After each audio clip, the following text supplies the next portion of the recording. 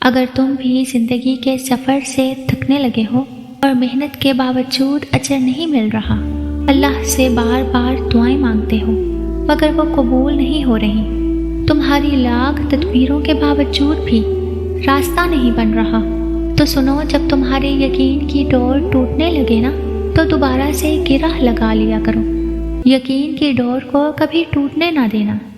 کیا خبر اس رب العالمین کو ٹوٹی پھوٹی امیدوں کی یہ ڈور کس قدر پسند ہو، کیونکہ اللہ یقین والوں کے لیے راستے بناتا ہے۔ اور جانتے ہو یقین والے کیسے ہوتے ہیں کہ جب ان کی دعائیں بھی ان کے مخالف ہو جائیں، وہ تب بھی اللہ سے مانگنا نہیں چھوڑتے۔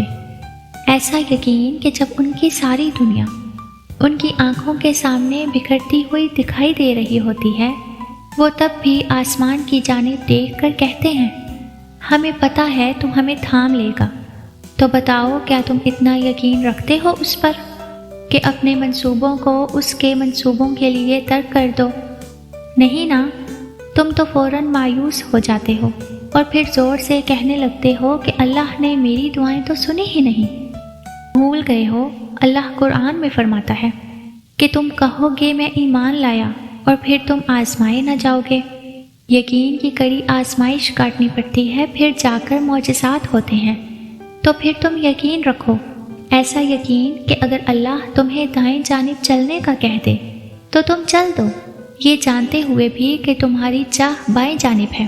پھر دیکھو کیسے وہ بائیں کو دائیں طرف لے آتا ہے اور تمہیں اس راستے سے اپنی قدرتیں دکھاتا ہے جہاں سے تمہیں کچھ بھی ملنے کی توقع نہ ہو۔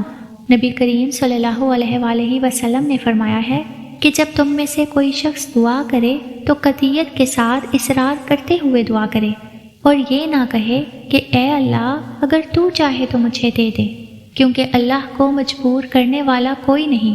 ابن ماجہ میں یہ حدیث درج ہے کہ تمہارا رب اپنے بندوں کی مایوسی پر مسکراتا ہے، کیونکہ اس کی طرف سے حالات کی تبدیلی قریب ہوتی ہے۔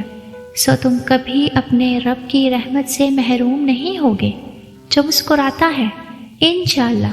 اللہ تعالیٰ قرآن پاک میں ارشاد فرماتا ہے، ان مع العسر یسرا، بے شک ہر مشکل کے ساتھ آسانی ہے، بے شک۔